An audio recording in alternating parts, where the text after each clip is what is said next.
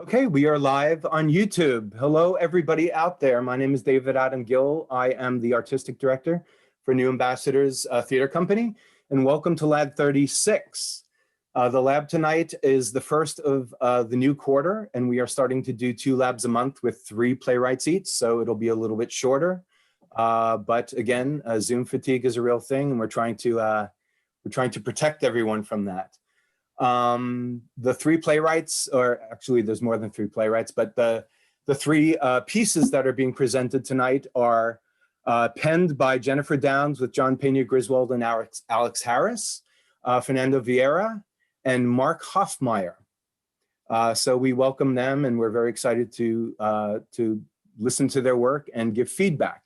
Now, the feedback session happens after each piece is read, and we do have a feedback form for anyone on YouTube or anyone actually on Zoom who doesn't want to participate verbally but wants to give feedback anyway. And we will post the links in the chat and in the YouTube chat so that you are able to give your opinion and help the playwright move forward with their piece.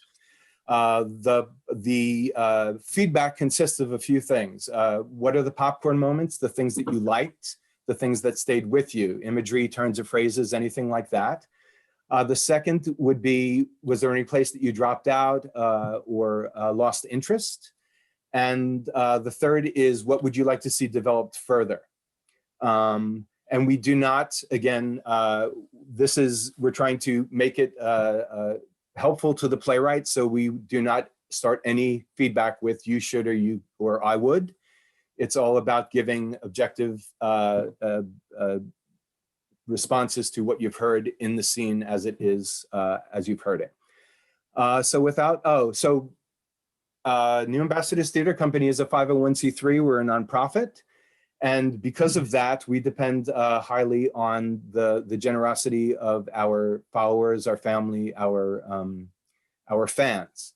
And if you'd like to make a small donation, you can do it by doing 2 things, basically. You can go to our website. We'll post a link here, and there's a donation button that you go through PayPal, or you can do Venmo, which we will post as well. That's just a little extra. It always helps, especially coming out of this. We're going to start doing live labs soon, well, soon enough. And that is something that we pay for. So anyway, we're going to move forward now. The first piece is Mark Hoffmeyer and his Sylvan Secrets. And I'm dropping out of my host position to actually read in this piece. So if everyone can turn off their video and their audio, we will get started. Mark, why don't you tell us a little bit about the piece and introduce your cast? All right, very good. Thank you, David. As you put on a different suit now and assume a different role.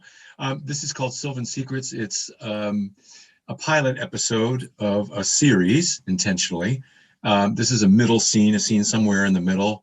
Our protagonist has kind of had a lot of things happen to him, played by David Adam Gill. His son, Matt, Andrew Griffin, also taking on the role of desk sergeant. Daughter, Jamie, Miley Binion. And we have John Pena Griswold taking on Todd Brumsky. And the very versatile Jasmine Spice, stage directions, and also a couple of other speaking lines of voices. So I think without further ado, just tell the actors to have a great time and take their time. And without further ado, Jasmine, take it away. All right. Sylvan Secrets by Mark Hoffmeyer. Jeff finds an old photograph, freezes as he looks at it. His breath is visible as he continues to stare at it. I'm thinking, I want to go to grad school in journalism, I think. So I can be one of those TV news guys. I'd be good at that. I know it. Will we still have health insurance now that you've been outsourced? What? Dad, have you even heard a word of what I was just... Holy cripes, it's cold in here. Did you leave the window open? Cell phone rings, drawing Jeff out of his reverie. Hello? Todd Brumsky, with whom am I speaking? This is, Jeff, that Melanie from Anity rep mentioned, right? Cut to the WeWork space and cubicle of Todd Brumsky. Sports posters of Mean Joe Green and Dick Butkus adorn his walls. Okay, here's the deal. I'm a startup business coach, not a professional development coach, not a presentation coach, not a life coach. I will assist you in setting up a business. Therefore, some mentoring will be forthcoming. If you consider working with me, you must be totally committed to doing this or you're wasting your time. You will get homework and I expect you to be completed prior to our next section. Do we have a deal? listen, can I call you back in a couple of minutes? Okay, just so you know, I subscribe to the philosophies of Lombardi, Bobby Knight, and Attila the Hun. And my book is required reading, okay? Empires start with pain. I can make you Genghis Khan. Okay. Great. All right, my fee is $200 an hour, 1 session per week, 3-month minimum, with an option to renew. Meet me at my office this Thursday at 12 noon to review and sign a contract if you are on board. I don't know. A question? Okay, no commitment until we meet, Thursday at noon. See you then? Sure. Yes. Jeff types in the appointment on his phone. Jeff's attention has returned to the old photo. Dad, who is that? Dad.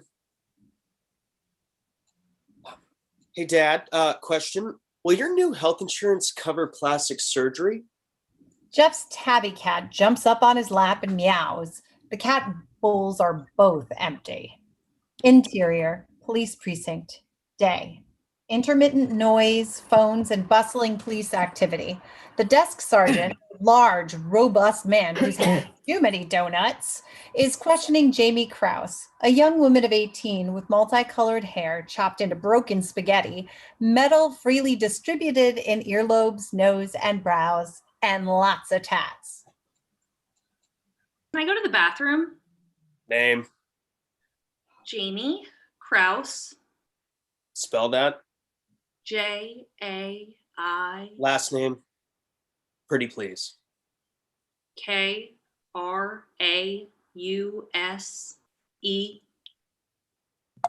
Age. 18. I'm mature for my age. I can see that. Parents. Yes, I have 2. Not pretty please. Chill. Call my dad, Jeff Krause. Mother. What about her? Don't call her. Name, please. Allison. Just call my father, okay? He can come and get me. He'll have to post bail first. Is Detective Wyszynski in today? And may I ask why? You may, but I won't tell you. When do I get my phone call? Go ahead. Call now. Points to her cell phone. She looks at him. Can I get some privacy? He stares back. I'm not going anywhere. Cut to Jeff in his apartment. Jay, where are you? Yes. What's that noise in the background? What's going on? Oh, the cops are pounding on this crackhead to give them the name of his connection. Jamie, you got to get your act together. What are we going to do with you? You don't have to do nothing. Listen, Dad, just bail me the hell out of here, will you? Duh. God, I hate that. This place stinks, and it's giving me the heebie-jeebies. You're probably giving them the heebie-jeebies. Uh-huh. Please, Dad. Now. Pretty please. Okay, settle down. I'm thinking. What do you need to think about? Your mother is really worried about you. She says you're even failing. You're failing at school. You can just drop out, you know. Dad, come on. Later for that? You're a very talented artist. You know that. Maybe you should think about getting you some coaching, like say a life coach. Jamie cannot respond to this. Look, I need to talk with you. I have some ideas for me too. Hold on, I'm getting another call. Don't do anything stupid until I get there. Okay. Then can I? Jeff clicks on the next incoming call. Hello? A long, protracted silence is punctuated by breathing. Yeah. You the coach guy? We hear a click, then a dial tone. Exterior, road, interior of Jeff's car. Take your feet off the dashboard. Can I smoke? No. Where are we going? Home? Duh. Jamie's cell phone rings. Hey, where are you? St. Vincent's? What happened? Oh my God, you fell off your motorcycle? Were you wearing your helmet? Not. All right, fine. I don't have any of those. They'll give you something. Look, I'm in the car with my father. He'll drop me off. Who is that? You just dropped me off at the hospital. Jamie, I'm worried about you too. Those things are addictive. They can kill you. Dad, please. Please let me help you. Why the sudden interest? Not fair. Not true. Look, that last rehab was a real bust. I know. You're telling me? Give me the fucking creeps, a real pigsty. And I almost got raped. What? Don't worry, my roommate and I took care of him. I know you think I went for the cheap one. Those places are off the charts. I don't need rehab. Don't worry. I just lost my job, so I'm a little concerned. Wow, that sucks. What are you gonna do? But I'm thinking about starting my own business. Right. You're gonna need help with that one. Yeah, maybe I'm the one who needs a coach. Oh, don't forget the hospital. Exit, quarter mile. Oh, a Detective Wyszynski called for you when you were at the precinct? Is he the one you saw? Yeah, right. He's the one. Isn't it usually the desk sergeant who does the booking? Dad, look out, the exit. Jeff quickly swerves off the highway onto the exit ramp. So what do you think about my idea for you of a life coach? Dad, really? Interior, WeWork space. Downtown Sylvania. A Sylvania, Ohio version of a WeWork space. Rather dilapidated and neglected, an old warehouse converted, but not quite renovated. Todd occupies one of the larger cubicles with an almost military type of organization of sports posters and inspirational quotes from luminaries such as Deepak Chopra, Wayne Dyer, and Anthony Robbins. Jeff is staring at the posters. Okay, now that you've had a look around, have a seat. This is a standard contract. You pay a month in advance. That way, if you cancel, or in the unlikely event that I do, we simply reschedule at a mutually available time. 3 months minimum. Option to renew. You may want to continue, but I might decline should I feel it's not working. Oh. Well, that seems ethical, I guess. Yeah. All right, today's complimentary, courtesy of Melanie's referral, and I don't usually do this. Oh, okay. Thanks. Okay, let's get to it. Why are you here? What? Why are you here? What motivated you to see me? Well, as you know, Melanie suggested that I see. I know all that. Well, I am thinking of starting my own business, and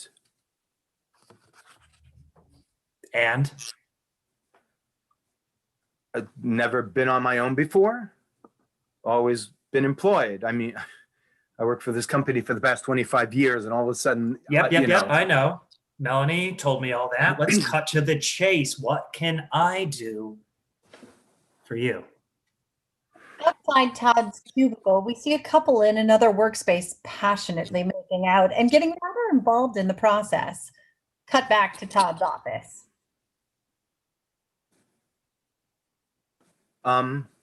Well, I don't know how to get clients, for starters. Who are your clients? Other tech guys, I guess. Are you guessing? No, I'm not. Other tech guys who don't know what I do, who know how to do what I do there. Okay. What can you do for these other tech guys? Teach them stuff, you know, consult them.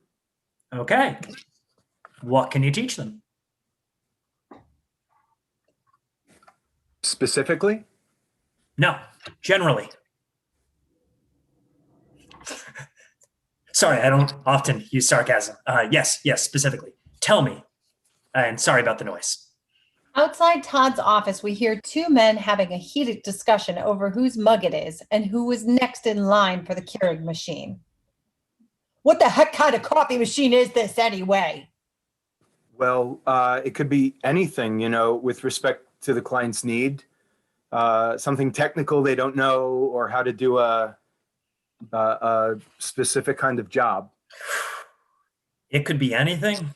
Okay, Jeff. I'm trying to get you focused on your ideal client.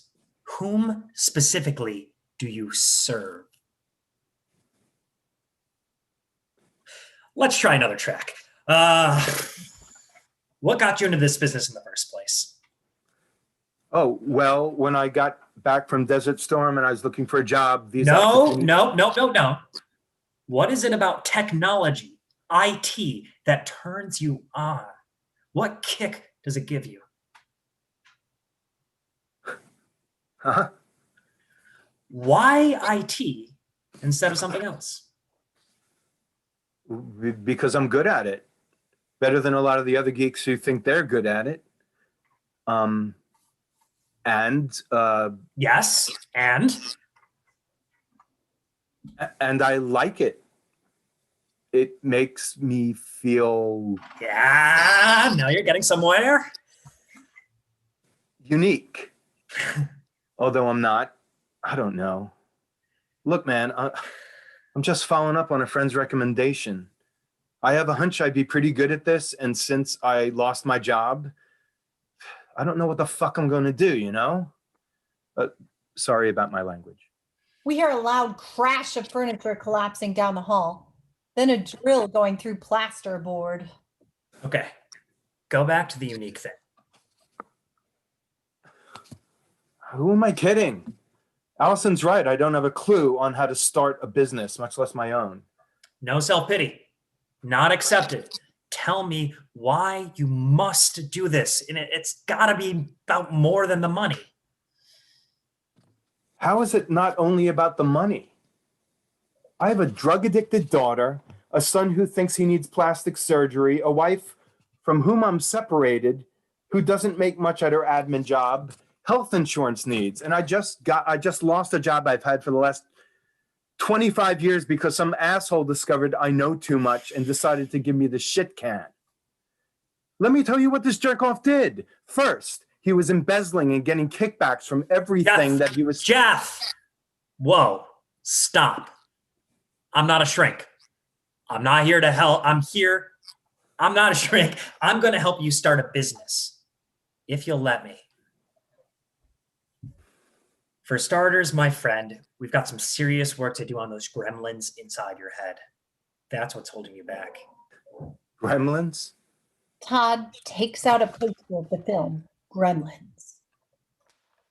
Little voices inside your head keep telling you, you're not good enough. You're going to have to tell them to shut the fuck up. Sorry about my language. No problem. You're a prisoner of your own circumstance. You're letting them rule you. Now let's get clear on the why. Why must you do this? And who, down to what they wear to work, is your ideal client? And how does your ideal client benefit from working with you? Not John Q. Public, but working with you. Moans of accelerated passion coming from outside Todd's cubicle in the hallway. Jeff, you must put all this personal stuff on the back burner and focus on this enterprise, or you are wasting your time and money. It won't work any other way. I can help you if you're willing to do that. What's it going to be? Wow. I don't know. Look, you may not be ready for serious coaching. Get yourself together, and when the time's right, we'll meet again to see what I can do for you. Wait a minute. I didn't say that I wouldn't. Sorry, I've got another appointment. I'm going to have to cut this short. Jeff stands up and stares at Todd, who motions for him to leave. Behind Todd's chair, we see profiles of two men, Al and Frank, staring intently at Jeff, who doesn't notice them. They're drinking coffee. End scene.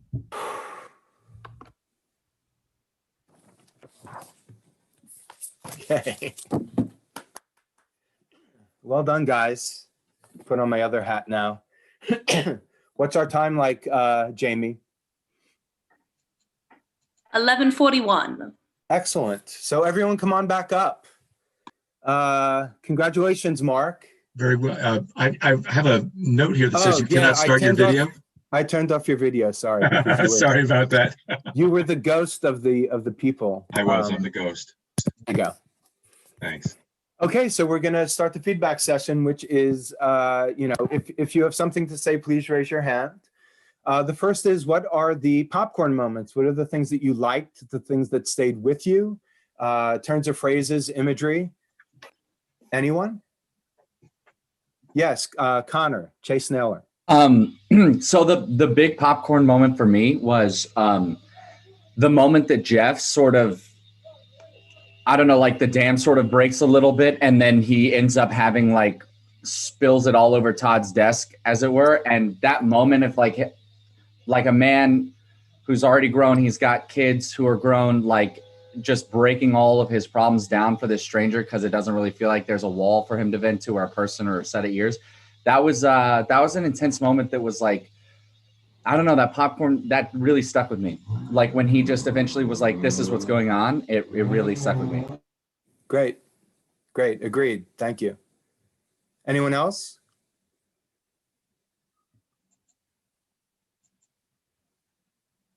I'll give some of my popcorn moments. I really enjoyed the counterpoint of things happening that are off camera, that distract Jeff, especially in the meeting with Todd, where there's things happening that are all over the place that distract him, and Todd's again just plowing forward and really not taking those things into consideration. I really like the counterpoint of music that happens there. I thought that was very effective. Someone else? Yeah, Jennifer. I had my digital hand raised, sorry. Oh, sorry. Yeah, I think right from the get-go, when, what's the character name? When Matt was talking to Jeff right at the top of these pages that we were seeing, and Jeff was just already distracted, like, sorry, what's going on? It just was so telling immediately of kind of where he is in his life. And I feel like it came up a couple more times, even with how reactionary he was to the people in his life, but always kind of from a low status position. He just seems like he's just fighting upwards all the time. And I feel like you gave a couple of really great moments to make that very clear. Great, yeah. And I'm not sure if I'm seeing the digital hand raise, so if you could use your limbs, that would be great. Anyone else? Was there any place where you dropped out or you got confused? Was there anything there that where the piece lost you? All right. And how about further developed? Now, this is kind of a serial piece, so it grows, but based on this particular section that was presented. Yes, Miley. Okay. And part of this is me suspending disbelief because Mark did tell me about some of the things that happened next. But before I knew that, I want to know more about Jamie's relationship with the detective. He's already put a couple of hints in there that there's more to know. I want to know more about those two guys at the end who were just staring at Jeff drinking coffee. I hope we get more into Todd's backstory and what made Todd the way he is. I think that's it for now. But yeah, I feel like there are so many different characters that can be developed, and you're already kind of playing with it a bit, but I'm excited to see where it goes. Anyone else? I keep on calling you by your character names. Go ahead, Connor. Just a side note, I want to know why Todd's office is so lit right now. Like, why is his office popping off the way that it is? Like, what the fuck is happening right now in Todd's office? That's what I want to know too. That, like, I don't think it pulled me out of the story, but it definitely intrigued me enough to have like a thought of like, wait, where did Todd rent his cubicle, or where is this business located? Like, it's. Yeah. Anyone else? I really did like, and I think Jennifer brought this up a little, the contrast between the characters. Jeff, who is so kind of constantly fighting upwards, and the people in his life who are so dynamic, and in contrast to him, they're like rock and roll, where he's kind of like, you know, adult contemporary.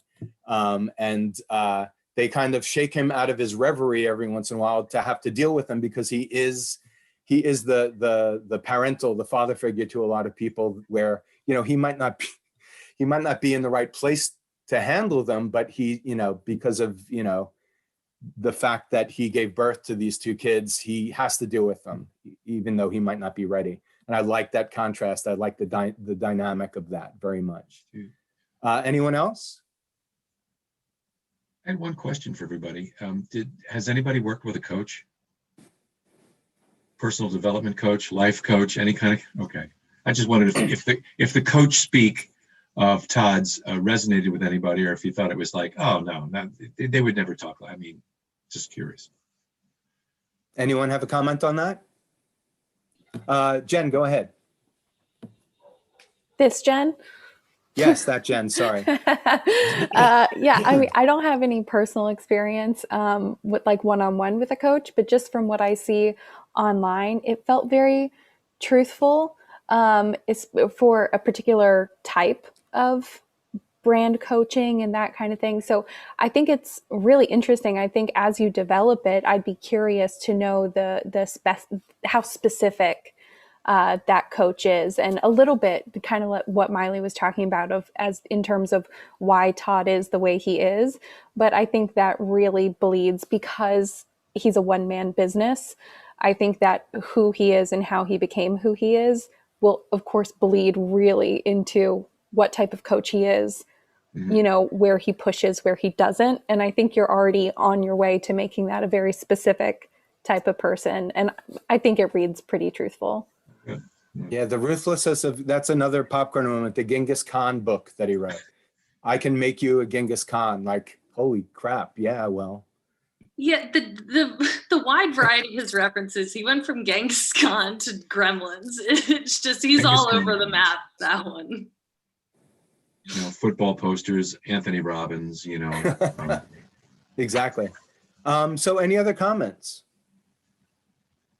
Very interested to see where this goes, Mark. Really well done. I want to say a real thank you to the actors. Well read, really beautifully read. Thanks so much. It was a joy to read. It was a lot of fun. Thank you.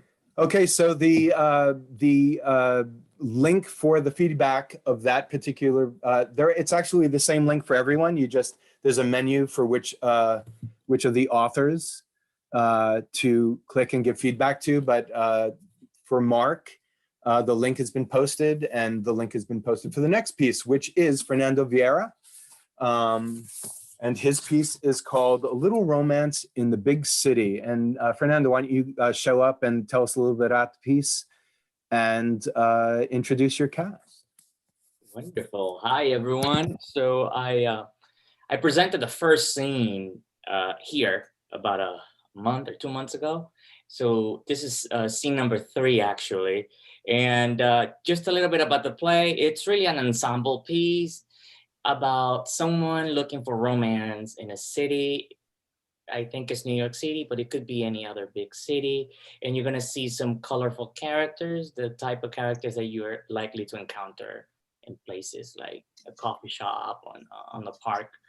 And okay, so let me introduce the cast. If you don't mind, all of you, you're already up. So we have Vladimir Ramos playing Pedro, Jasmine Spears playing Karen.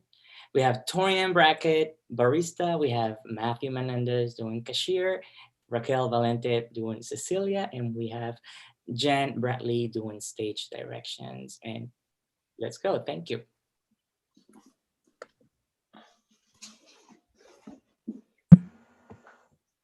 A Little Romance in the Big City by Fernando Vieira. A coffee shop. A barista and a cashier are busy helping customers. Pedro is waiting in line. 27 pop vanilla soy, 12 scoop matcha, 180 degrees, no foam, green tea latte. Got it. Karen enters the shop and stands behind Pedro. Oh, Jesus. Here's your favorite customer. Oh, she better not try me today. I don't care if I lose my job. Next person. Hey, how you doing? Hey, buddy. I'm doing great. Yourself? Great. You want the usual? Yes, please. Grande iced chai latte. Iced chai, got it. No pastry today? You know me already. I'll get a cupcake too. That's all. Fantastic.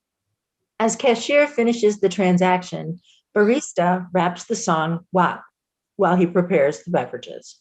There's some whores in this house. There's some whores in this house. There's some whores in this house. There's some whores in this house. Yeah, you tell him with some wet, wet, wet. Bring a bucket and a mop for this wet, wet, wet. Give me everything you got for this wet, wet, wet. You better cut it out.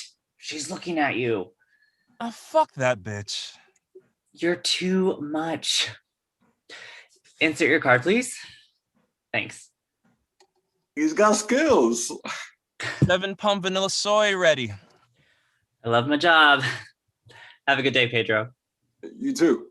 Pedro steps away from the register. Cecilia enters but does not notice him. He notices her, but he is too shy to approach her. Next person. How can I help you? You should know what I like already. You see me every day. Venti, skim, extra shot, extra whip, extra hot, sugar-free caramel macchiato. Make sure it's extra hot. Anything else? No. Can you check the balance on these gift cards? I know there's money on some of them. This one has 5 cents. This one has $0. This one has $0. This one has 10 cents. And this one has $0. Well, that's impossible. I know one of them must have at least $10 on it. That's all there is. When was this one used? Let's see. It was used yesterday at the Columbus Circle location. You used it up. Are you sure? Yes. Look, it says here. Well, I know I had more than that, but I'll pay with credit. Insert your card, please. Can you call corporate? You have to call corporate yourself. The number's on the back of the card. Why can't you call? We're not supposed to call. But it's your fault. I know there's got to be some remaining balance. There is. There's 10 cents. You know I know your district manager, right? Okay. This is ridiculous. I hate coming to this location. You guys are the worst. My neck, my back, and lick my just like that.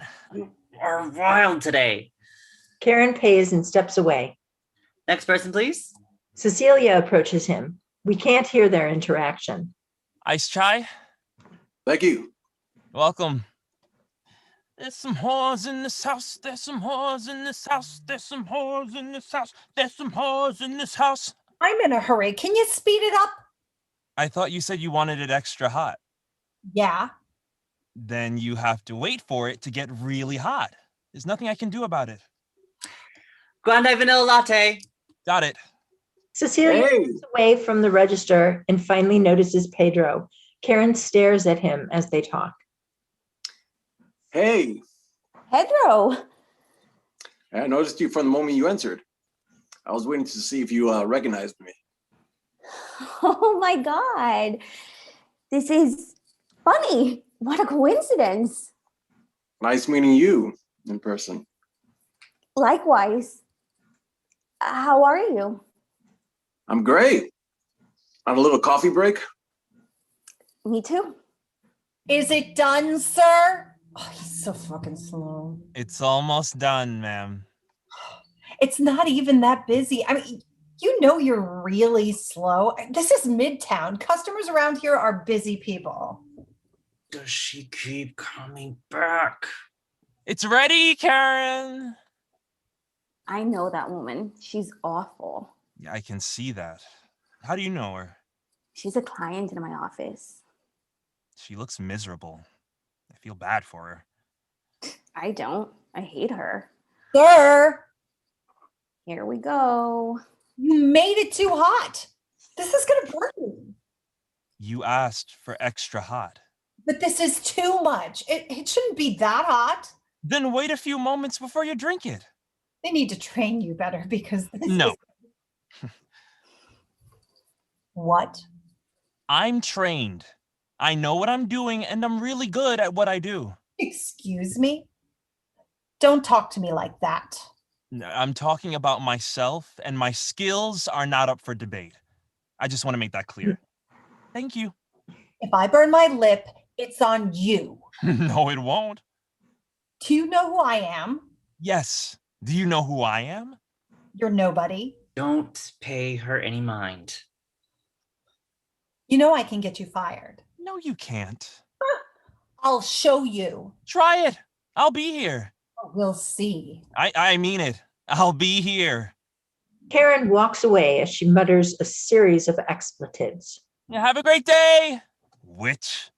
She's pathetic. She comes here every day and there's always something wrong matter with her. She's mental. For real. Absolutely. But you handled her well. I swear, one of these days, I won't be so nice. And if they fire me, that's fine. I'll get another job. What's the problem? I'm not gonna let anyone disrespect me. Well, that's New York City for you. You got to be tough to deal with some people these days. You're originally from Miami, right? Oh, actually, I was born here, but I lived in Miami for years. There's crazy people there too, though. Oh, I know. Are you feeling better? What do you mean? You said you weren't feeling well yesterday. Oh, yes. I'm feeling much better. Thank you. Sorry about canceling at the last minute. I was so disappointed. I'm sorry. I'm kidding.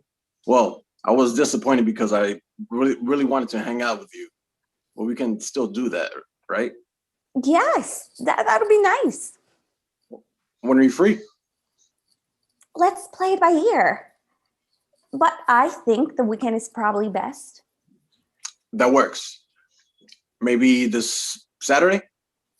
Grande vanilla latte? Thank you. Thank you, Cecilia. Have a good day. Why don't you shoot me a text? All right, I'll do that. Should we aim for Saturday for now? Yeah, that sounds good. Excellent. This is so good. I needed some caffeine. Same here. I have to run back to the office now. It was nice meeting you. Same. Which way are you going? I'm heading towards 52nd. I'm walking that way too. All right. I still can't believe we finally met. I know. Have a good day. You too, guys. Cecilia and Pedro exit. Bring a bucket and a mop for this wet, wet, wet. Give me everything you got for this wet, wet, wet. End of scene.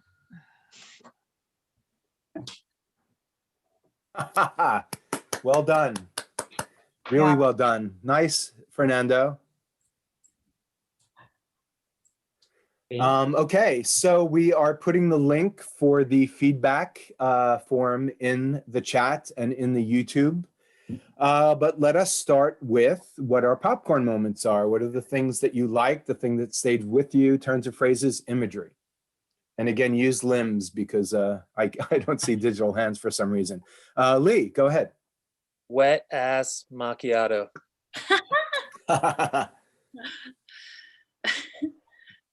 Anyone else? Yes, go ahead, Kat. Karen was very triggering. As a former service employee, it was like so accurate. It was a very triggering moment, but very well written and acted. I agree. Anyone else? Jen Bradley. As another service person who worked at Starbucks for 4.5 years, I have met these people.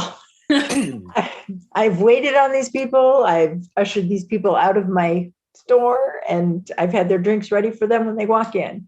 So it was a really, I think the interplay between the barista and the cashier and, the different personalities of Karen and Pedro and Cecilia, it was so much. Any given day at a cross section of a Starbucks, you will see this. And you'll see the guy in the back doing a rap or some sort of ballsy off the wall type stuff. So I was down. It was dead on. Yeah. I think Kia put in the chat that she got triggered by it too. Am I wrong? Yeah. Go ahead, cashier Matthew Menendez. I just to back off of what Jen was saying. Yeah, I'm also in the service industry. I know anybody who's been in the service industry has dealt with a ton of Karens like that, and possible Kevins. But yeah, it's the way it's written and the way it flows is very much you feel like a fly on the wall kind of situation. It's a very like just you're honing in on these characters and seeing this little situation go down. I think we've all been in that situation where you have no by any means plans to meet with this person you've met on Tinder or whatever dating site, and then you accidentally, I mean, that would be my worst nightmare, to accidentally run into them because you made up some excuse to meet, to not meet with them. And then they're like, you have no choice but to be like, yeah, let's do that. Yeah. As you're like backing out the door. It's great. What are the odds of so many theater people working in the service industry? That just blows my mind. Torian, you had something to say, and then we'll go to Jennifer Downs. I really enjoyed the pacing of it. I don't think this was written as a screenplay, but I felt like there were very clear cuts between each conversation. I could see it happening. It was very kind of cinematic how it was written, so I really enjoyed that, how it flowed and the pacing of it. Jennifer? Yeah, I think everyone felt that the Karen interaction was very truthful from the customer standpoint, but I really appreciated the interruption from the barista that you allowed for a very justified, like clear-cut professional response. Of course, would not be acceptable to a customer in that situation, but I just really appreciated the interruption of her narrative and allowing for that character to stand their ground. I really appreciated. Yes, I agree with that, definitely. And I'd like to add, as a popcorn moment for myself, the musicality of the script, of the dialogue, which was, again, it had this wonderful pace to it. It had this wonderful weaving in and out of the characters speaking. And there was something very musical about it that made it easy to listen to and very compelling. I really enjoyed it. Any other comments on popcorn moments? Anything that you dropped out? Anything that was confusing?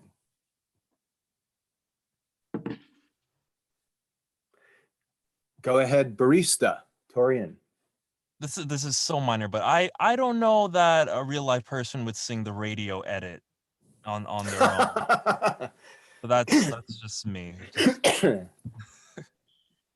Okay, he'll take that into consideration. Thank you. With regards to what you would like to see develop further, I know, Fernando, that you had sent me an email regarding the Pedro character. And I was very, very intrigued as to what her hesitancy was. And I'm wondering if you felt the need then to give a little bit more information about the character, as you had said that there was a disability involved or something like that. Was that? Right. So I don't know if you remember the first scene that I did. She went on a date with a total loser, which is horrible. And she had a drag queen friend who was like, is that the guy? And she was like, no, that's somebody else. So he was like, is that the guy with the leg problem?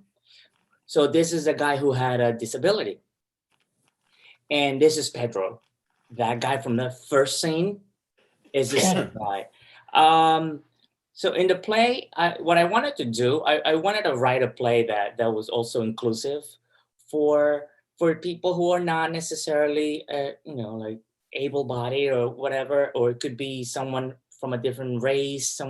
I just like to write characters that are not your average Joe kind of thing. And I was like, why not write a love story about someone who falls in love with someone who has a disability, because it has happened to me, and I don't see that a lot. And also, I know there are actors out there who would love to, play these roles, or why not? So that's why I did it. But I don't know if the reason I didn't bring it up in this scene, because I don't think it contributes anything to the scene. I feel that if you knew the play from like the beginning and you knew it was him, yeah. But if it wasn't for that, I don't know if it would have made any difference to even bring that conversation up at this point. Later on, they do have a conversation about that in like scene 5, but not at this moment. Unless you think I should bring it up, I don't know. Well, any thoughts on that? I think this is still the moment where he could hide that, because he's behind a counter, so it's not super prominent anyway. So I don't think that it would naturally come up, and especially in a Starbucks, maybe since he's like kind of, I don't think he would have to move that much. That's just my 2 cents in terms of environment, thinking about the environment and how that would fit. Yeah, so that's why I didn't. As a writer, I didn't feel that I needed to bring it up. But if anybody has any other thoughts, I would love to hear. Any comments on that? Jen Bradley. I think this idea is great. People live with all types of disabilities and are people. And I think the choice to reveal it or not reveal it, for me personally, I love that isn't the thing. You know what I mean? That, because the vibe that I was getting just from the scene and not knowing what goes on, I was like, oh my God, he's like a stalker and he's going to kill her. That was it. That's kind of where my mind was. Now, I think I watched too much SVU, so it was on all day today. But I just think it creates a necessary discussion that so many people have swept under the carpet and just ignored for far too long. And the fact that these people do date, have sex, get jobs, clean house, all these things. So I applaud you for that. I think it's awesome. Thank you. I guess let me clarify my thought was that if it's the thing that makes her hesitant about him, then maybe it needs to be highlighted a little, because otherwise he seems like a really nice guy who's a good-looking guy, and she's hesitant about going out with him. If it's the thing about him that gives her pause, then maybe that needs to be developed further. That was what my thought was.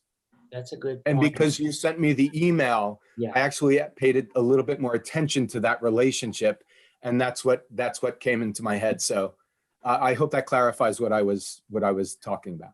Yeah, if you saw scene number 2, that's when she talks about it to her coworker. She's like, I don't know, maybe I shouldn't shoot. And this is real. Some people don't feel comfortable, but ultimately she will. But this happened by chance. She saw him. It's like, wow. And he's cute. And I think she sort of turned on finally. but yeah. That's great. No, that's great. Cecilia, God damn it, Raquel. No, that's so interesting to hear, because I think as an actress, like the preparation would definitely be a little bit different, where the awkwardness or the hesitancy comes from, because that not knowing, feeling this, I feel like he's like a Karen character too, to me, because he's like, Karens don't like get the cues. They miss all the cues. And I feel like I'm clearly not wanting to go out with this person, but he's like almost cornering me into a date. So I feel like if the hesitation comes from like a different place, and that would be, because I was almost like getting annoyed at him for like, dude, just get it. Like, I don't want this to happen. Like, do I have to pretend to be sick in person now too? So it's like, it's just interesting. I would like to it would be interesting to play around with that other piece of information now and see how that feels differently, because a rejection would come from a different place. So it's yeah, great point. I gotta think how to incorporate that somehow. I'm gonna really sleep on it and see how to do it. This is great. This is a great conversation. Any other comments that anyone has? Go ahead, Karen. Thank you. Don't you know who I am, please? All right. So I had a question about, like, she mentions, I think twice, that she knows that Karen mentions that she knows the district manager twice. And I will, it got me wondering at the end of her conversation where he stands up to her and she's like, I know the district manager. Is she actually calling the district manager at that point? Does she have a completely different tone with this district manager, or does the district manager just know she's a bitch? These were all questions that just popped up that maybe you can play with. I haven't worked in that service, and I used to work at Bloomingdale. These women or men, they always say that. They don't know anybody. They just say it. They like to say it. I know this and that. And I feel like I'm like, is she like, I treated it like she was texting him, but I didn't know. Yeah. It was like, cool. Yeah. Yeah, no, I agree with that. I think they bluff every time I've dealt with somebody. People like, I know the owner. I'm like, oh, really? What's their name? Like, they don't know. Right. I think my only other question is, just because you do have such a diverse cast, I'm wondering if part of it is racially motivated on some level. It was kind of something that came up for me when she talks about like the other locations and things like that. Does she have a different attitude? Like, what would happen if, a Caucasian person in that situation, in that Starbucks intervened? Would she act differently towards them? It was just stuff that came up as I was reading. Yeah, I was thinking the same. That's why I asked David. I said, would you please, if you don't mind, do a diverse cast? Because I wanted to play with that. It's like a hidden thing, that you have to see it to analyze. Each person may have their own take on it, but I agree with you, Jack. I was going to call you Jack. That's very interesting. How would the dynamic be different if the cast were a little bit more white, or Well, it also made me wonder if Karen had like a favorite barista and that's the only reason she walks in there anymore. And like, how would she treat that barista? And like, I don't know. It just like, but it also made me think about the racial components of it. So it got my questions, like the framework is there. I think Karen's so well written, but these were just questions that popped up. So I'm not saying, okay, rewrite your play, but they were just questions that popped up in my head. I get you. Thank you. Yeah, of course. Anything else? I have to say one of my favorite moments, and I see you, Torian, is when it was too hot, and then the barista says, "Well, wait a little while and it'll cool off." Of course, it was going to be too hot. She wanted it hot extra hot until she got it. Go ahead, Torian. Just to piggyback off of Karen, I really appreciate that any kind of racial subtext wasn't really highlighted, because it left space for that subtext to kind of simmer there. So it doesn't really matter who is cast in what role. The subtext will be a little different each time, but I like that there's that flexibility with how it's written. So I loved it. Very much so, yes. Any other comments? Any other? Go ahead, Jennifer Bradley. Just really quick, I'm going to piggyback on Torian's piggyback on Jasmine's comment. We're going to topple over in a second. I know. I love that about what you mentioned about how it's sort of, it's more like the undercurrent of the scene is the fact that there is this diversity. There is all, specifics and whatever people will connotate with, whether it's a white guy rapping those words or a black guy or, an older lesbian woman or somebody disabled or whatever. The fact is that all the aspects in this moment, it's interchangeable, which really expresses, I think, the universal, humanness that is living in a big city like New York City, without getting on a soapbox or something, but I love that part of it. Great. Thank you. Sir. Excellent. Any other comments? We're going to have to move on, but congratulations, Fernando. That was just a really good read. Congratulations to the actors. Thank you, especially to Torian for at the last second coming on and just nailing that role. We are putting, again, the link for the feedback form in the chat for anyone to fill it out. And we're going to move on to our third and final piece, which is Jennifer Downs and John Pena Griswold and Alex Harris's role play. So guys, give us a little background and introduce your cast, and we will roll on. Yes, thank you. We have done this a couple times in the lab, so we're lucky to have a bunch of people that are familiar faces. But for those who are not familiar with this, it's kind of a large ensemble drama that has a lot of suspense and some hopefully humor mixed in. We're stealing from like Birdman and Noises Off and Clue and Knives Out. It's a movie script. And I would say for plot purposes, I think if you go a couple decades earlier before our story takes place, there's a fictionalized Vital Theater, which is we're kind of stealing from the group theater. And it was a thriving group of artists that were founded by a trio of collaborators: Charles Chambers, a writer, Olivia O'Donoghue, an actress, and Bruce Maxwell, a director. And they were this very immersive, innovative group who had a big loyal following. But they were torn apart by a bunch of interpersonal conflict once they reached high levels of success. And it eventually culminated in Olivia's disappearance mid-show, which they never recovered from. And after Charles committed suicide years later, Bruce was left kind of alone with no career prospects and a bad reputation. So on the night of our story, Bruce has decided to put up a one-night-only immersive production that will shed light on the truth about this trio's downfall, and he hopes that it'll revive his career and clear his name of any wrongdoing. And in terms of the plot of where we are in this segment, right quickly after the show begins, the actress playing Olivia, whose character name is Marie, also disappears. And that sends Bruce and his crew into kind of a panic. And they send their two head ushers, Connor and Eli, on a chase to find Marie, while getting Jules to fill in. And Jules is the actress that was originally playing the Olivia role, who was fired by Bruce for creative differences. So without giving anything away, these pages explore the trio's backstory from decades ago through the actors playing them in this play, while also tracking the search for Marie. So that's kind of the gist. And I'll let Jenny and John add anything with all that. That was great. Yeah.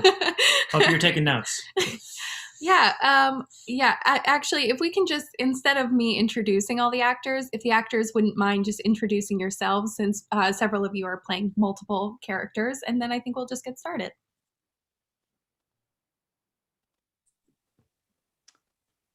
I'll go first. I'm Lee Tyler, and I'm playing young Charles.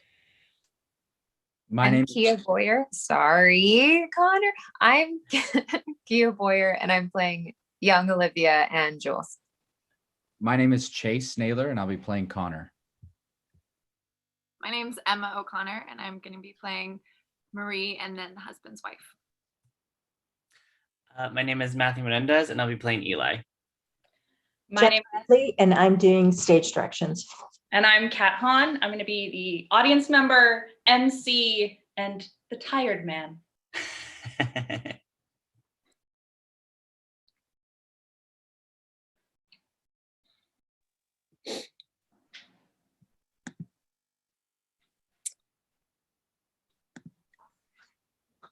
Role Play by Jennifer Downs, John Pena Griswold, and Alex Harris.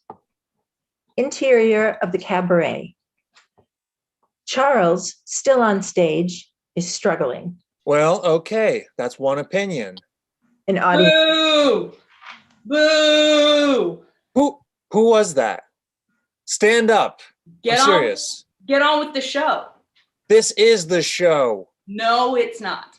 When I'm on stage, it's the show. Okay, why don't you write your own material, huh? Okay, fine. Give me the mic. Fine.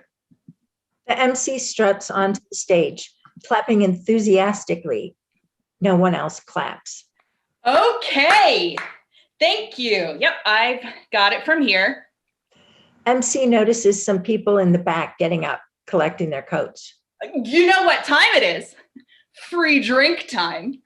The table in the back sits back down. That's right. Here at the Underground, we love to push boundaries, including blood alcohol limits. The audience stares at him. Okay. How about some jokes? Huh? The audience claps a bit. Okay, cool. Anyone know any? A flashing red light at the back of the cabaret catches his eyes. Oh, thank Christ. Okay. Ladies and gentlemen, everyone in between and outside, please welcome to the stage the one, the only, the reason we are all here, Olivia O'Donoghue. The audience perks up. Onto the stage in a dazzling red dress strides Jules as young Olivia. Nope. That's just a member of our audience. Are you lost, miss? Oh, come, Peter. Has it been that long? It is I, Olivia O'Donoghue. The audience gives a half-hearted, entirely confused round of applause.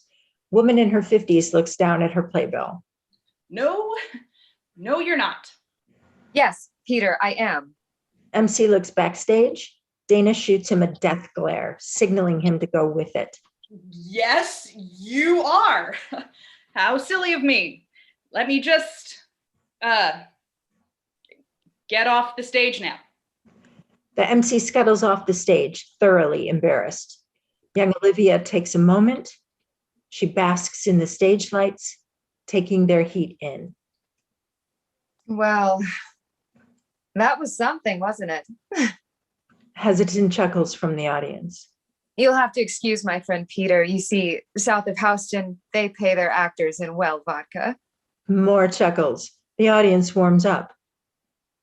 But you didn't drag yourselves onto the F line just to see a panicking MC, did you?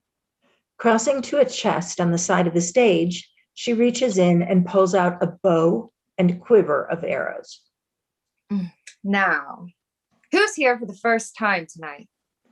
The crowd, nervous again, is reluctant to raise their hands. Oh, come on. Let's see those hands. I promise you, I won't shoot you. This gets a few laughs, and the majority of the audience members raise their hands. That's more like it. All right, now I'll need a volunteer. How about you? The tired man, sitting close to the stage, is shocked at having been chosen. As he stands to face Jules, he's unable to stifle a stretch and small yawn. The audience laughs as Jules turns to them with a good-natured smile. Let's see if we can wake you up, okay? In a fluid motion, Jules strings an arrow and pulls it taut. The tired man backs away instinctively, putting his hands in front of him. Just as swiftly, Jules releases the tension from the bow and flips it around, handing the weapon to the man. Do you trust me? The tired man nervously nods. Do you trust you? He stares, confused. Jules nods, smiling at him sweetly. Yes. Yes. Well, all right then. We're going to use each other now, okay? Grab the string and pull it tight. Lean back and keep your back straight. You are one long line of truth, and the truth does not bend. You understand? Wide-eyed, the tired man nods. Jules nods back, her face set in peaceful determination. Relationships are built on trust, an understanding that you're both playing with live ammunition. She grips the other side of the bow with the arrowhead pointing straight at her heart. Between any two people, there's always tension. Back we go, just as far as I go, yeah? The tired man nods empathetically as Jules begins to lean back, her back completely straight. The tired man leans back as well. As they grip either side of the bow, their weight pulls it taut, arrow still pointed at Jules' chest. After a breathless moment, the audience cautiously applauds, not wanting to break the delicate balance.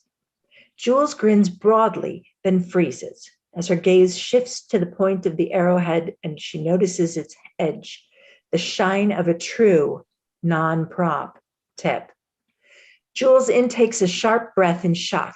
This causes her to lose her footing, sliding toward the tired man. The man falters as well, the bow tipping straight upwards and firing the arrow. The arrow embeds itself into the ceiling above the stage. The whole room freezes, unsure if this was intentional. Jules seizes the moment. She grabs the tired man's hand, holds it high above her head, and forces them both to bow deeply. The whole audience bursts into applause. Jules shifts the shoulder of her dress to hide a small tear, eyeing the arrow above her. You won't get that on 42nd Street. Young Olivia strides off the stage. The spotlight follows. She approaches an empty high-top table in the center of the audience with a reserved sign. For my next feat, I'll take on a much more daring task. A date with a man in New York. Olivia takes a seat at the table. Who would like to go on a date with me? Here, now. Hesitant chuckles. Wife's husband raises his hand. Husband's wife slaps it down. The audience laughs. Well, I would prefer someone single, but you can't be too picky these days. A few audience members start to raise their hands. There we go.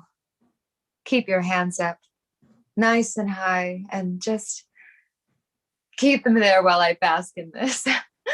Oh, very good. Laughing. Now, let us see. I've always been one for a challenge. How about you? Sad-looking fellow hiding behind his whiskey? A spotlight hits young Charles, seated across the aisle, looking absolutely terrified. What do you say? You have a nice, quiet desperation to you. What do we think, audience? Should we go on a date? The audience applauds uproariously. Charles looks around, intrigued. He downs his whiskey, stands a little unsteady, and crosses to the table. He sits. The audience quiets down. Young Charles and young Olivia lock eyes. Young Olivia seems to freeze in place. What's your name? Charles. Yours? Well, I think we've been over that, yes. The audience laughs. Young Charles looks down at his hands, embarrassed. Hey, now, I'm just joking. What brings you here tonight, Charles? Cheap drinks. The audience laughs. Sure. But you see, Charles, we've come to our first crossroads of the night.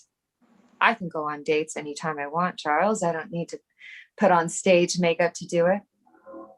No, I've brought you on stage, as I do every Thursday at 11 p.m., because people aren't very honest, least of all first dates.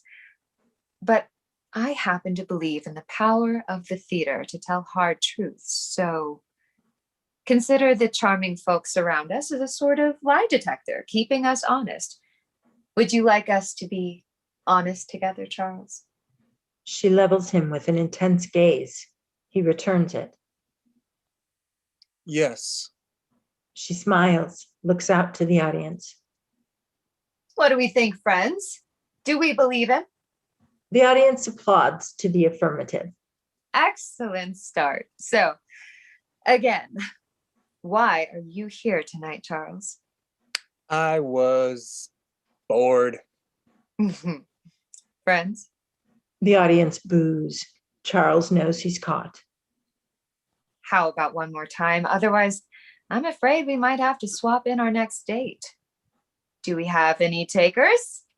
Young Olivia cranes her head about the room. Multiple audience members' hands shoot up. I'm depressed. Young Olivia turns back. Charles' social smile has faded. I am completely depressed. I don't know what I'm doing in this city with my life. I'm just stuck. And I just didn't want to spend another night alone with my friends, with my thoughts. My friend handed me your flyer, and to be perfectly honest, you looked beautiful, gorgeous. And I figured at the very least that could distract me for a while. Young Olivia looks him up and down. Friends? Soft applause. All right then, Charles.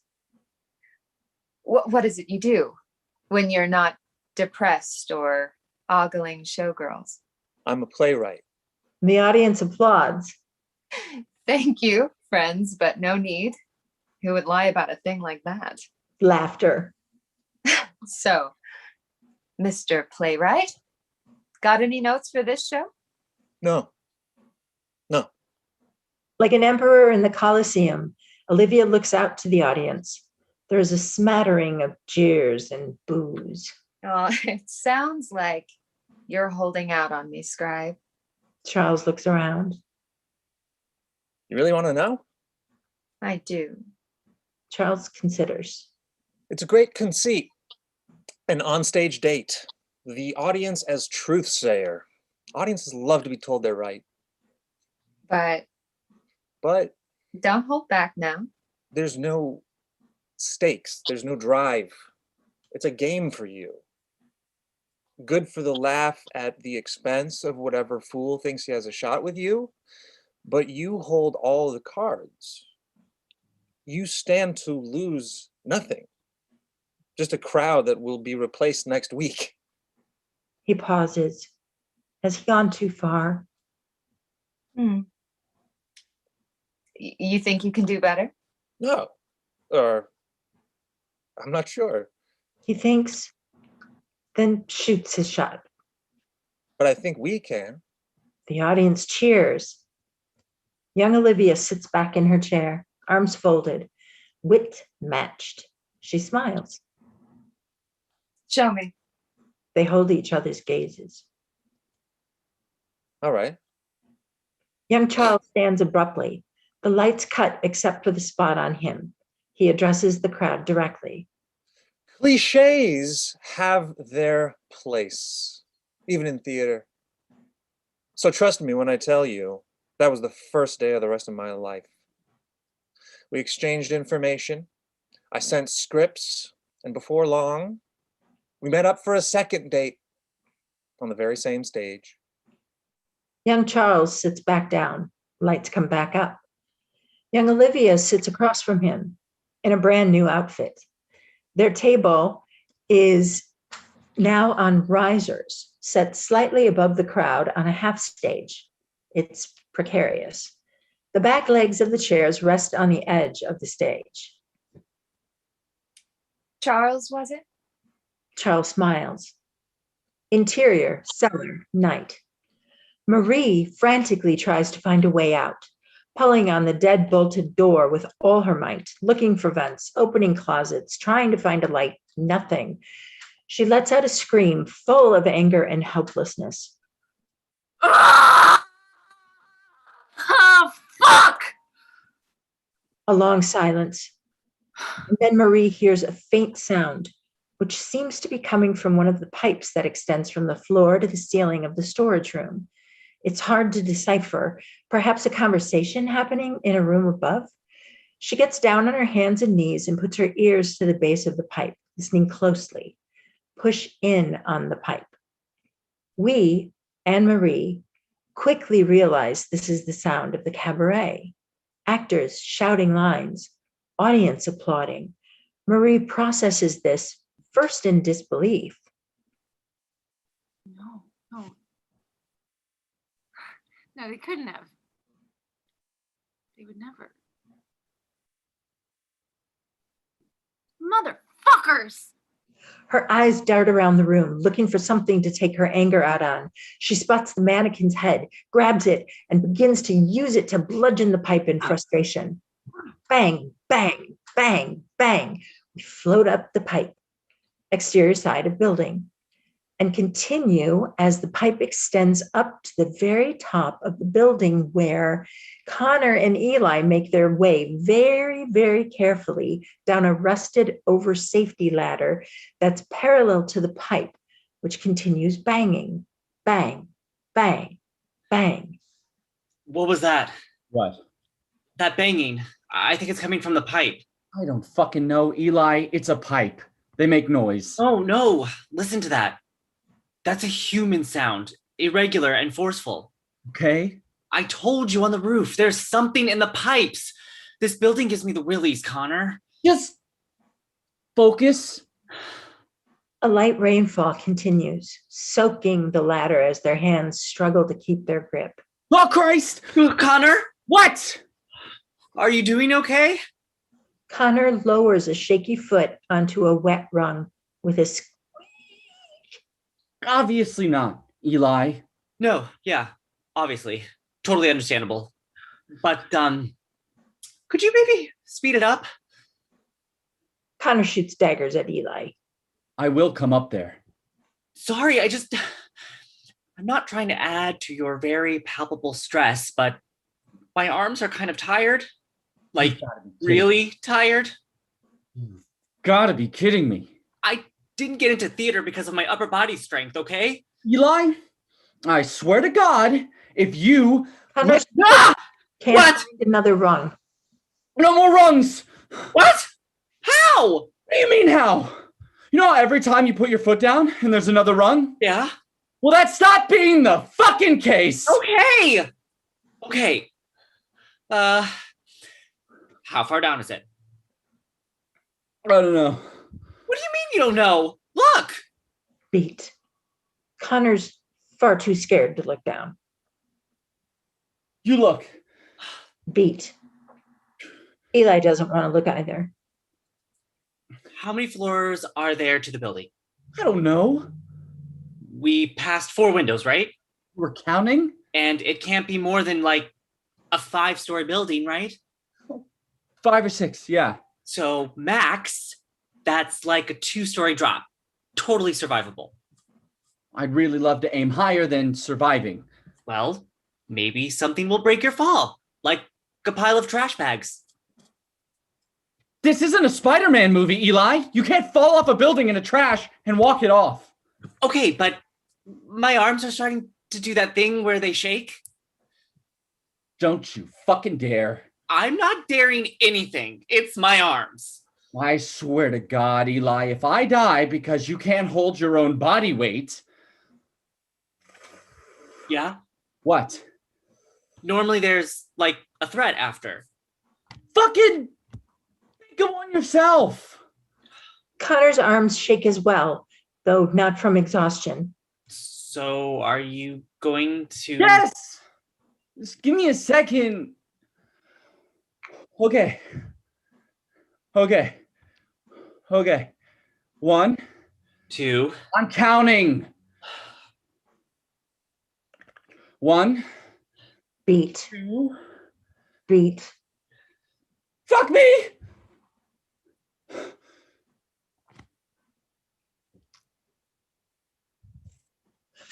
Connor lets go of the ladder. He falls a good 10 feet onto a concrete alley. It's not pretty. End slow motion. Fuck! Are you okay? No! Can you find me like a pile of trash bags or? Oh God. Oh God. I think I sprained my ankle. Oh, never mind. What? Never mind on the trash bag thing. What do you mean? I think there's actually a latch on here that you can.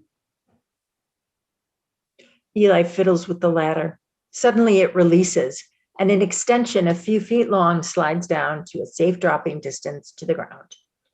Connor stares in disbelief. Interior of apartment, night. The audience has been transported to a 2-bedroom Manhattan apartment. They're absolutely packed into the space. The apartment is a complete mess. Spartan furnishings, empty bottles and cans littering the place.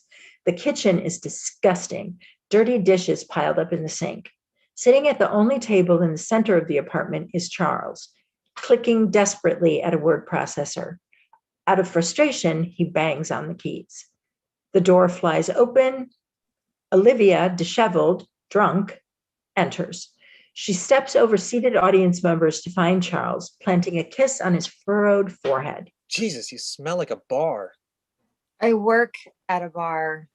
She goes into the kitchen, fetches a beer from the fridge, looks around for an opener, struggles to find anything on the littered counters.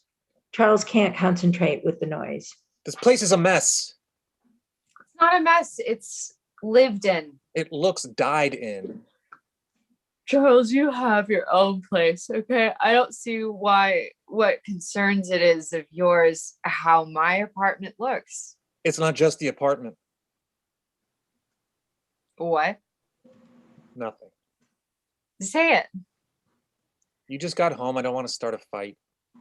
No, you're just too scared to finish the one you started. Tell me. How are you supposed to take this play seriously when you don't even take your life seriously? Olivia, confused, blinks at Charles.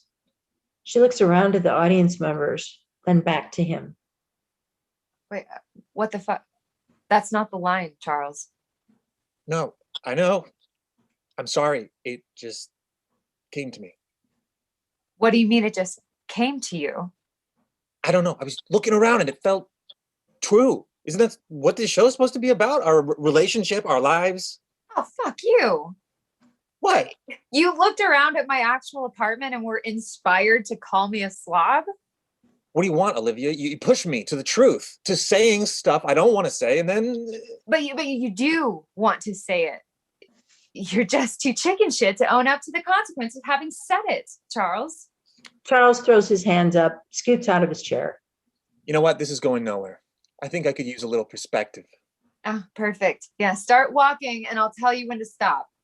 No, I'm serious. You want to drag our relationship on stage? I think I deserve to see it play out. Let's role play this. Charles rips the fresh pages from the word processor. He eyes them over, nodding. He looks out to the crowded audience members. Charles, don't do this. Charles shoves the papers still in his hand into the chest of wife's husband. He stares at the script, unsure of what to do. Charles continues past him, finding a hole in the audience and taking a seat. You're supposed to go up there. I can't. Yes, you can. You talked to the show for 3 months. You better do what you came here to do. She practically shoves him out of his seat and he lurches toward Olivia. Olivia stands, waiting for him like a racehorse in the starting gate. So, what do you have to say for yourself? Herman looks frozen. Olivia continues staring at him. She gives him a quick glance down to the pages in his shaking hands. Oh, I love you, Olivia. It just hurts to see you this way. How am I supposed to believe that when you won't even look at me? Herman snaps his eyes from the page, caught in having delivered his line to the page rather than his partner. He tries again, looking at her in the eyes this time. Olivia's gaze has a gravity to it. He is pulled in deeper by every word.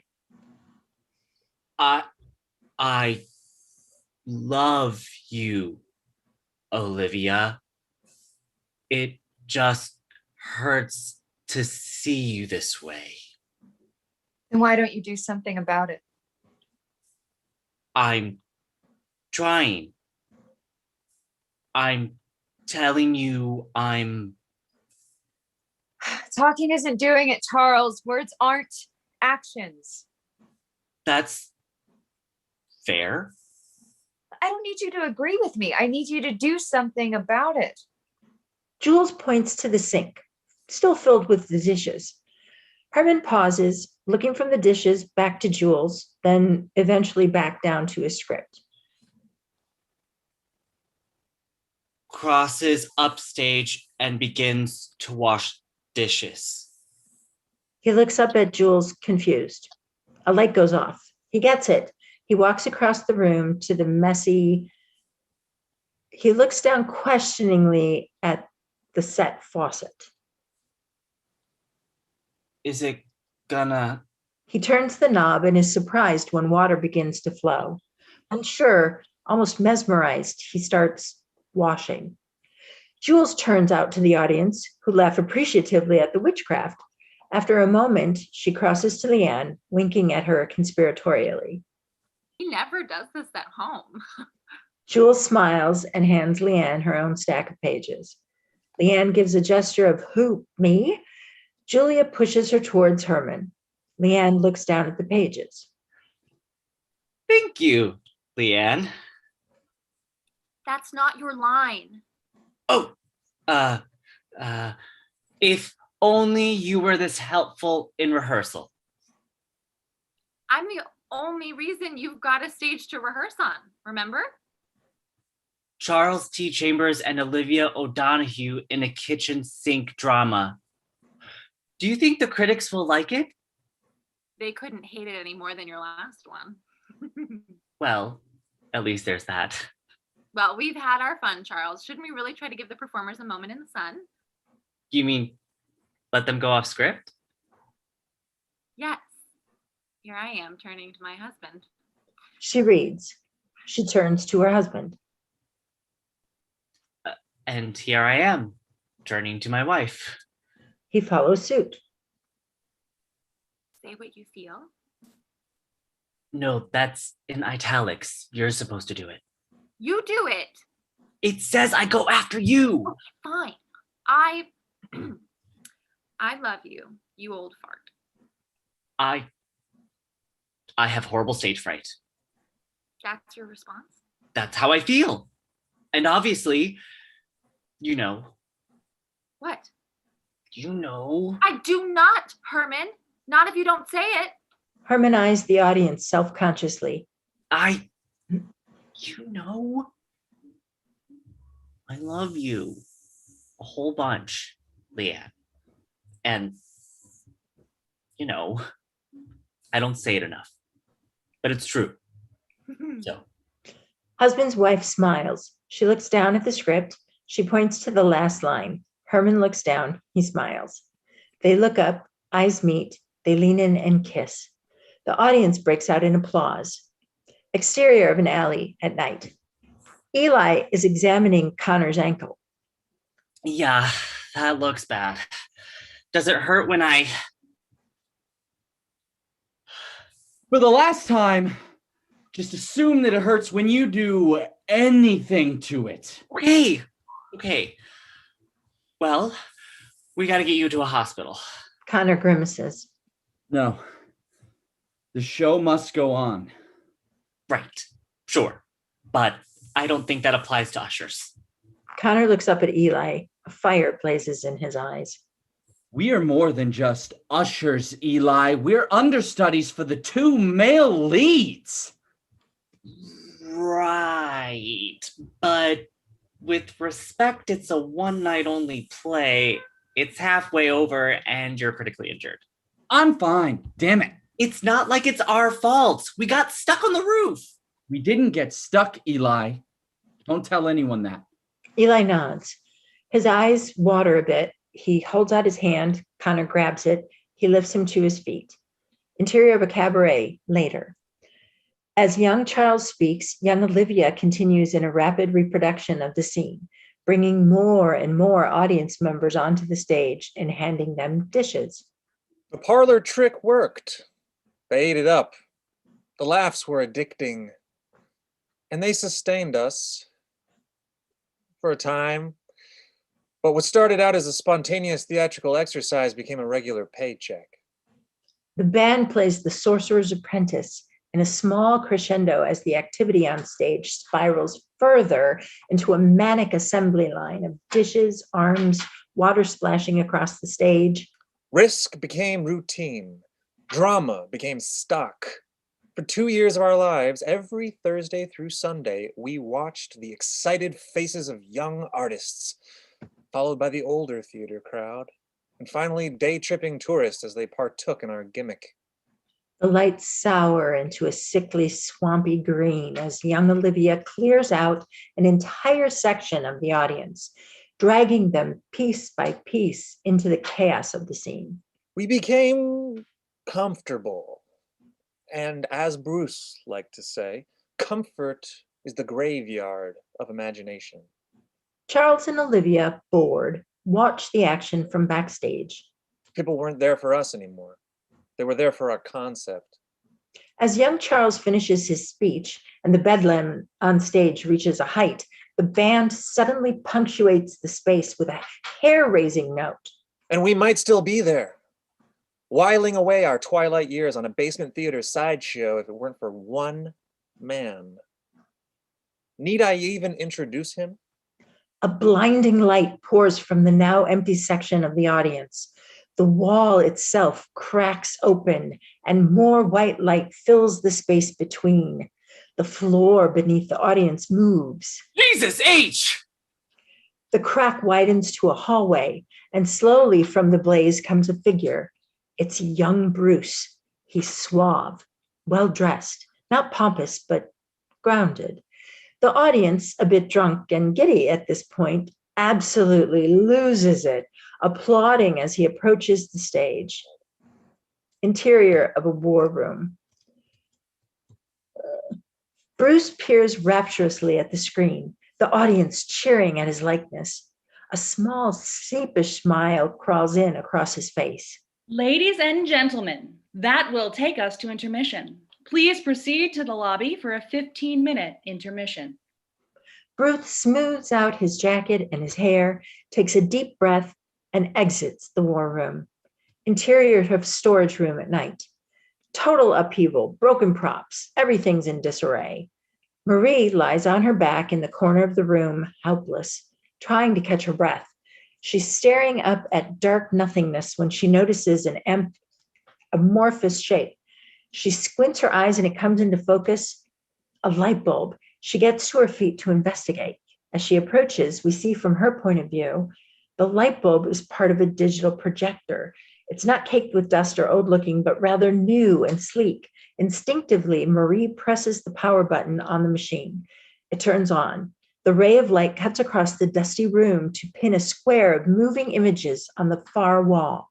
But we stay with Marie, whose curious eyes fix on whatever is being presented to her off screen.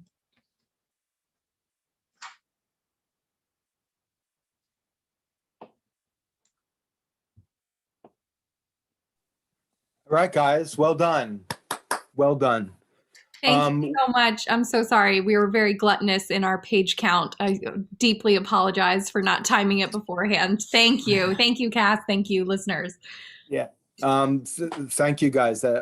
So we did go over a little, but I'm still going to give about 5 minutes for feedback, and then please utilize the link so that you can write feedback and give the playwrights whatever your thoughts are. They will very much appreciate it, I'm sure. So let's start right off, and please hold up your hand. Digital hands, for some reason, I'm not seeing tonight. Popcorn moments, the things you like, the things that stayed with you, visuals such as Kia changing costume every 5 seconds, which was brilliant, and turns of phrases. Who's first?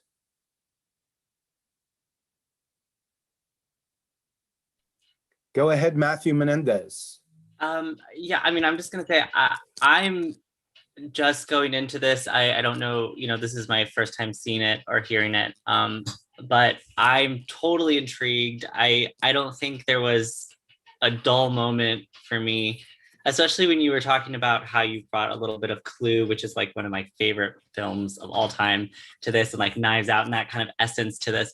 I'm just like, I'm very intrigued by the whole by the whole thing. I don't know if there's like a specific thing I can say, but I'm very curious to see where this goes.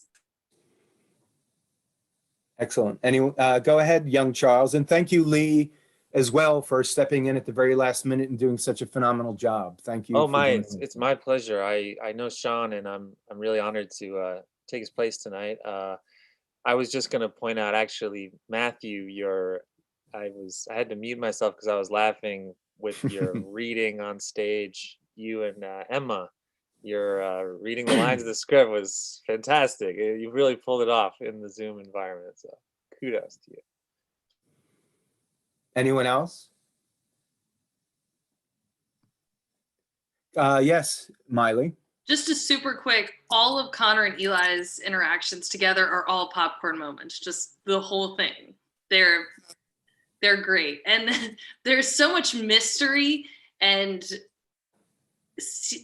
I can't think of the other word, but there's so much mystery and heaviness in the other scenes that having them is a really nice break in between.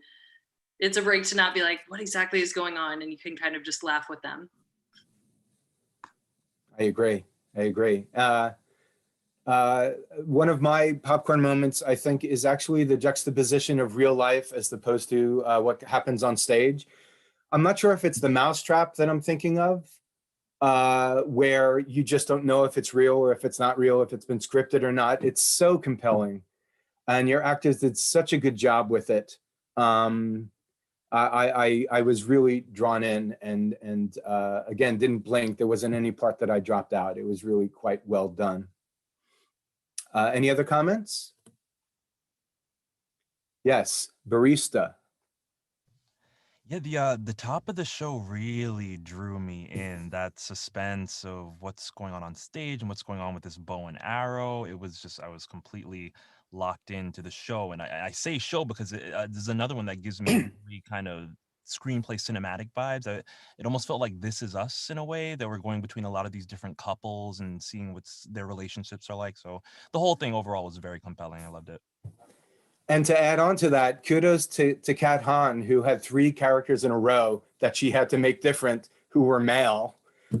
You were amazing, Kat. You were really amazing. Well done. And Kat, again, this is one of the first times that she's with us, and we're very pleased to have her. Other comments, guys? And Miley, you'll just shoot me a thumbs up on our time. How did you, Jennifer and John Pena Griswold and Alex Harris, did it sound the way you wanted it to sound? Did it succeed in what was in your head being brought to this reading? I think so, absolutely. It's difficult. It's not difficult, but it's a specific type of challenge when it's living in 3 people's heads all at the same time. But I think that, I mean, all you actors did such a good job with exactly the balance that we were hoping with some comedy, without, losing that sense of what's going on and some larger mystery afoot. And I know that this is a middle chunk to jump into, but yeah, all true comedians and dramatists at the same time. And I love that. Yeah, it's also really fun to track the actors who have played different segments of their same characters. You guys just continuously add like really great flourishes that I don't think any of us really expected. And it's fun to track that, and hopefully we can continue doing that. Great. We're at Yeah. time, unfortunately. We are at time. But thank you guys. Really well done. Again, if you have more feedback, please use the link. It's very helpful, and we will get it to the playwrights right away so that it helps them understand how what the impact of their pieces had this evening. So that said, Mally, you could come back wherever you are. Thank you. We are through with Lab 36. This is what's the word? It's in the can. You can see any of this up on YouTube if you want to watch your performances later on. It'll be on the New Ambassadors Theater Company YouTube channel. Just a few announcements. The first is that the next Lab 37 is on April 16th. The doodle for acting is already up, so please, you can go to the top of our company website, and also we can put it in the chat here if you want to sign up to read. The playwrights include Helene Galick, Max Gill, and David Michael Kirby. And then some other thing, if you want to sign up for our newsletter, which keeps you, there's Mally. Thank you very much, Mally. Great job. And thank you, Miley Binion, for helping me on my side by posting everything and keeping time.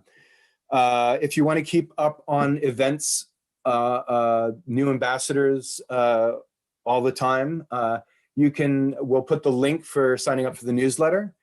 And that newsletter comes out every 2 weeks, and it gives you information about the labs coming up. It gives you information about things such as our festivals, which the first one coming up is in June. It'll be Blurring Boundaries, and we are in the process of, with Jennifer Downs leading the group, coming up with our plan on how to put up this festival.